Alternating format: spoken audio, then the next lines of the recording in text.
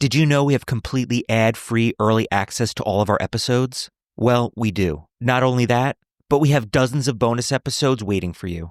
Head on over to patreon.com/ghosttownpod, and you can check it out for 7 days absolutely free. That's patreon.com/ghosttownpod.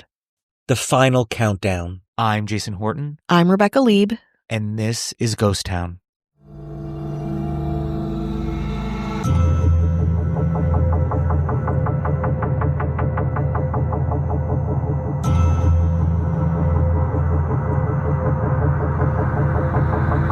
You begin at the entrance of a tunnel situated 1,500 feet above the Texan High Desert. Once you enter the underground space, you encounter a set of metal doors. Through these doors is darkness. But through the darkness, down a long, ominous tunnel, you see a flicker of light. Walking towards the light, it gets brighter and brighter. Then, in the light, you look up. Above you are giant gears illuminating a spiral staircase. You climb the staircase 100 feet up. There you reach a clock. It is a huge mechanical computer set to run for over 10,000 years. It is, just in time for 2026, the clock of the long now.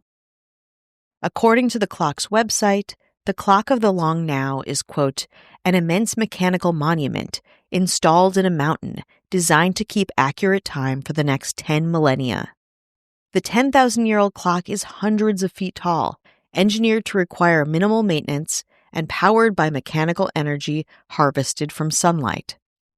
And it is just that, an entirely mechanical subterranean clock made of titanium, ceramics, quartz, sapphire, and stainless steel, with an engine that's 10,000 pounds and the size of a small car. It has a giant winding station that gets consistently wound, giant gears, some over 8 feet in diameter and weighing themselves over 1,000 pounds each. And past those is the chime generator, a mechanical computer using a progressive algorithm to determine which of the millions of possible sequences the chimes will play on any given day. The chimes themselves will not repeat for over 10,000 years. Even the most accurate mechanical clocks eventually drift off the correct time, so this clock synchronizes with the noontime sun. It's a trip, to say the least, a kind of contraption that you'd read about in a Jules Verne novel, or encounter on acreage owned by Jeff Bezos, the Sierra Diablo Mountains of Texas. The whole concept of the clock of the long now began with American inventor, entrepreneur, and computer scientist, and Walt Disney Imagineer Danny Hillis back in 1989. The first prototype of the clock began working on December 31st, 1999, just in time to display the transition to the year 2000. At midnight on New Year's Eve, the date indicator changed from 01999 to 02000, and at that point, the chime struck twice. This 2-meter-high prototype is in London right now, with the second prototype, a full-scale one, constructed in 2009 with a $42 million grant by Jeff Bezos' investment firm Bezos Expeditions, and is on land which Bezos himself owns in the Sierra Diablo Mountains in Texas. This is the one that we consider the clock of the long now, for now. But of course, this clock is just another test for what Hillis hopes to build with his foundation, the Long Now Foundation, on land that he himself purchased on the top of Mount Washington near Ely, Nevada. In fact, musician Brian Eno gave the clock of the long now its name, and even coined the term the long now, helping his friend Hillis on writing the music for the chimes for the Nevada clock. So, why exactly would anyone build a clock inside a mountain that's set to continue for the next 10,000 years, at least? Well, according to the Clock of the Long Now's website, quote, the clock provides a rare invitation to think and engineer at the timescale of civilization. It offers an enduring symbol of our personal connection to the distant future. The website goes on to say that they created the clock so that, in essence, people will ask this exact question, and, quote, having asked it, prompt themselves to conjure with notions of generations and millennia. If you have a clock ticking for 10,000 years, what kinds of generational scale questions and projects will it suggest?